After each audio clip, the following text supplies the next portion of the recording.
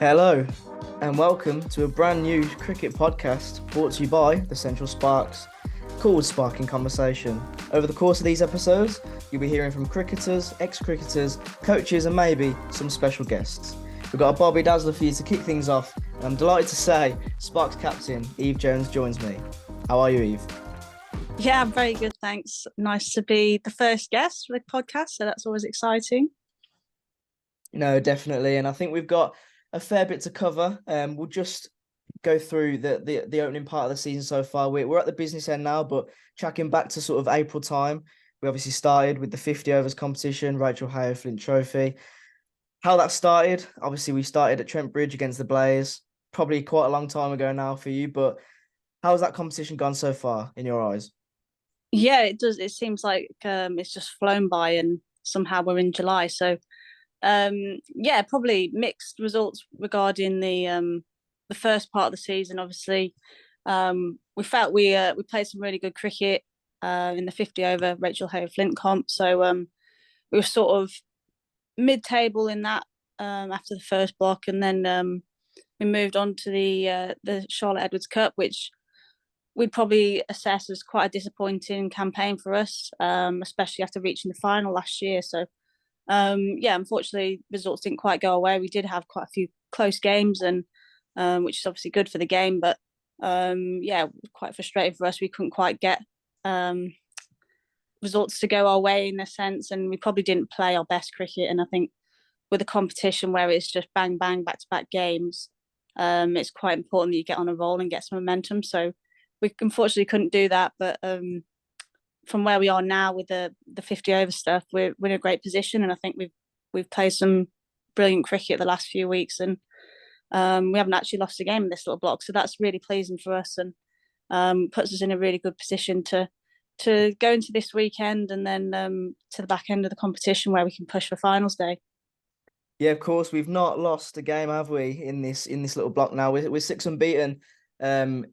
If you go from before the T20 competition, just going back to that T20 competition, obviously we finished second to last in the group. It was slightly disappointing, but I suppose when you're looking at T20 competitions, it is quite thick and fast, and we did have games within 2 or 3 days of each other. Is that quite a sort of, going into those games where you lose one and then you've got to pick yourself up quickly and go again literally 48 hours after or 72 hours after, whatever? Is it quite taxing? And, is that something you can put down to losing a couple in a row? It's not too long to get over one defeat. So then you've got another game, and that's when you might find yourself in a bit of a rut. Yeah, I think when we looked at the schedule, we saw that May was going to be pretty hectic, and obviously as cricketers, that's what we want. We want to play as many games as possible. But yeah, those few weeks in May, it was very like taxing. We had 3 games a week, training, traveling, all that sort of stuff. So it was very full on. But yeah, as you said, um, I think it would be important to get off to a good start in that competition, and you just sort of roll through the games and take game by game. And unfortunately, we couldn't do that. We had quite a few close games that we couldn't quite get over the line. And I think when that starts to happen, you really trying to force a win. And yeah, I think at the end of the day, we probably didn't play as well as we could have. But that's not down to a lack of effort. I think we put the effort in. It's just one of those things. We didn't quite play our best cricket, and when you get on a bit of a losing streak, then it's quite hard to get out of that. But I think we went into every game with that positive mindset, and yeah, we just didn't quite bring the goods. So yeah, that was disappointing for us overall. But yeah, we move on to the 50 over stuff where we've got a great opportunity now. Yeah, and you talk about that great opportunity, and we're obviously in that now. We're on a very good run. We've got one more game coming up on Saturday before we go. Well, the cricket splits off for the 100. So we've got 5 games left in the 50 overs competition. So I suppose now it's just about grinding those wins out, managing our own business, and, like you say, hopefully getting to finals day. Yeah, absolutely. I think we're probably seeing the opposite end of the scale now, where we are on a winning streak, and we just want to keep that going. Obviously, take it game by game, but yeah, we've got an opportunity this weekend to try and get another 4 points, and yeah, just finish off this spell for us that has been just one of the best we've had as a team. I think everyone's been we've been playing really well as a team and putting in some real team performances. So yeah, hopefully we can finish well and then push on in September. Yeah, of course. And earlier on, you spoke about, having a lot of games back to back, which is good for the women's game. I just want to get your views. The Sparks have been going since 2020. And the women's game on the cricket side is very good, and it's obviously always getting better. I just want to get your view on how you sort of see the state of the game at the moment. Yeah, I agree. I think it's come on leaps and bounds the last, well, we're not into our fourth season now. And from where we were back when we first started, and I think there's only three of us that were professional for the first few months, to now having 10 professionals. I think obviously that's just shown in the cricket that we're playing, the standards we're setting for ourselves, and we really want to drive the game forward and play exciting cricket. And yeah, I think across the board, not just with us, I think there's been some real close games, and generally the game's moving on at quite some rate. And I think it's only going to hopefully keep doing that the next couple of years. Hopefully we can get up to a full squad of full pros. So yeah, I think it's in a great position at the minute. Obviously, women's sport in general is doing pretty well as well, so that's good to see. Yeah, of course. We've just had the women's Ashes finish, and we've still got the men's on at the moment, but and the women's World Cup as well. So the Lionesses will be back in action soon. But talking about the state of the game, I think it's been clear to see how much excitement the women's Ashes has built. Obviously, they've managed to draw the series against Australia. Just watching it from home and probably having friends in the squad and players you've played with in the past, what is it? How good was it for you to see? Yeah, I think that one of the biggest things was the amount of people that were watching the games, which I don't think's been like that in the past. I think they were selling out crowds at grounds, and I think that is just really important for the state of the women's game. If it's visible, then people can actually see that there's a career option there. And I think lots of probably young boys and girls will now see that there's a women's professional game, and they can aspire to be cricketers themselves or sports people themselves. So yeah, that was one of the biggest things for me. I think it was obviously a great series, lots of close games in that as well. So Yeah, and obviously a teammate of yours, Amy Jones, is the wicket keeper for England. She's done quite well. yeah, she had a great last game, didn't she? At, behind the stumps. I think we see that well day in day out when we have her, how good she is, and I think it was really nice to see her live at Edgbaston, putting that performance with the bat as well, and that's what we see at Sparks, and she's got so much talent, and yeah, she's such a great keeper as well. Yeah, and you talk about the great players involved. Obviously, England, Nat Sitherburn, she's been putting up a lot of runs, and fair to say, in the last game. And we've obviously seen that on the bad side where she's been putting up runs for the Blaze against us.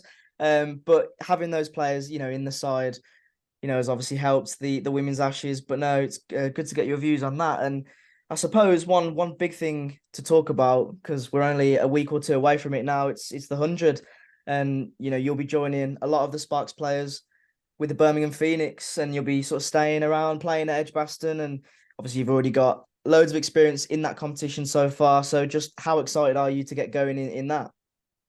Yeah, I think it's a brilliant tournament, and I think the same for that. Like the crowds we've had the last couple of years have been growing each year, and yeah, it's just so much fun to play in. I think obviously coming from the domestic setup where the crowds aren't as big, to go in and play in front of 20,000 people is just yeah, it's just amazing really. And I think to have the amount of talent in our squad, like the overseas players, well, not just ours, but across the competition, it just really adds value to the game in England. And I think it's only going to increase the performances of the domestic players as well, getting to play with and against these world class players. Yeah, of course. You've spent time playing in Australia as well, and we've got players like Elise Perry and Sophie Devine in the Phoenix squad this year. Obviously, you know them fairly well. What's it like learning off them as well as playing with them, and being able to show them what cricket's like over here, and maybe getting tips off them from playing over in Australia? Yeah, I think they've got obviously a wealth of knowledge that and that's the good thing about those guys. They're sort of very willing to share their knowledge with you, and they're trying to grow the game, even though they're from a different country and competing against England players in the Ashes and stuff. But when they're with you in your sides, they're just yeah, incredible people to have around. You just sort of watch them go about their business, like how hard working they are, like elite as well. It's just yes. If you could pinpoint one moment, what would you say is your has been your favourite moment in a Sparks jersey? Oh, that's a good one. I think um obviously making the final last year in the T20 comp, um, like that's what we set out to achieve, is to be playing in finals. And I think to actually make that final, our first final as a Sparks team, was brilliant. I think obviously the year before we come close and made the eliminator in the 50 over stuff, but I think along the way there's been some real special games and special performances. I think the game we played at Headingley, I think it was a couple of years ago now, where we sort of came out of nowhere and won the game. I think Amy Jones ended up getting 150, and we won it. I don't know. I think we were about 8 or 9 down, and yeah, I think that like those little games where you sort of dig in and find a way to win, like they always stick with me. But yeah, I can't really look too far past finals though. I think they're always special to be a part of. And just on a slightly different scale, biggest learning experience since being involved in the regional setup? Oh, that's a good question. I think it's probably more from a captaincy point of view. I think each day is very different, and I think it's managing, I don't know, 11, 10 other different players on the field, and getting to know the players and sort of knowing how they tick and how to get the best out of them. I think, yeah, I think probably it would be from a captaincy point of view. I've learned quite a lot working with like Lloyd and Dom, that like picking their brains on a daily basis about tactics and yeah, sort of even around the team selections. Like we're sort of getting to a point now where um, we've got a real strong squad of 15 players that any 15 of the players could play, and it's more like going through tactically who's going to be the best fit for that day on the different wicket on different conditions. So I think it's probably more of a tactical thing for me. And obviously, I've still got a long way to go to keep developing my knowledge with that. But I think I've probably developed a lot more from a tactical point of view. So yeah. And of course, going back to the different games and blocks here, blocks there, games here, games there, you go to a competition like the 100 and you might be playing with players from different teams and you all sort of come together. What's that sort of like? You might play against one player one week and then 3 weeks later you might be playing with them. So sort of what's that like, being able to negotiate around that? Yeah, I don't really think about that too much. Obviously, it's nice to play against some of the Sparks girls, and um, obviously with training and with them most days of the years, you sort of learn about what their skills are, and likewise they learn what my skills are. So I think it's just trying to work out. We always try and get one up against each other, trying to get each other out and whatnot. So I think yeah, it's great to see the amount of girls that are involved from Sparks in the 100 this year. I think we've got a couple of the academy girls that have signed contracts as well. So yeah, it's just great to see the amount of girls that actually playing it and got the opportunity to do it as well. Yeah, and opportunities, they come around often, and it's obviously about people taking them. We've got Pavs with the Phoenix and Dav as well, and Ellie Anderson with Southern Braves. So no, congratulations to them. But going back to something that happened at Edgbaston with some of our Sparks players, the Chance to Shine regional finals was held at Edgbaston, and you yourself were involved in that. Just sort of sharing your experiences and knowledge with the younger generation, and being involved in that sort of day. What does that sort of give you as a player? Yeah, it's a real good day actually. There's about 6 or 7 of us pros that sort of went out and helped out with. We had like a school each or a couple of schools each. So for me, I had the schools from Shropshire, which was quite nice. I think when I was that age, we would never have the opportunity to play at Edgbaston, and just to see the girls actually get that opportunity now and be able to play on the actual pitch was just incredible. And I think some of the cricket that was played was brilliant. I think back when I was their age, I was playing in mixed teams. I was playing the boys team. So to see that they've got the competitions for just girls now is just shows how the participation's growing within the country and within the region. So yeah, it was a real good day, and we actually really enjoyed it and had a lot of fun as well, not just the girls. Yeah, of course. And just finally, before I let you go, it's always a good one for people to know. Any sort of superstitions or pre-match meals you might partake in before a game, anything like that? Not too much, I don't think. I always just try and make sure that I'm really organised. I like to get to the ground nice and early. Sometimes that doesn't happen with traffic, which can be quite stressful. So I try and set off really early and get to the ground early so I can just sort of relax, set out my kit, grab a coffee, have a look at the wicket. But superstition wise, no, I don't think I've got anything too fancy where I put the left pad on first or anything like that. I'm pretty chilled.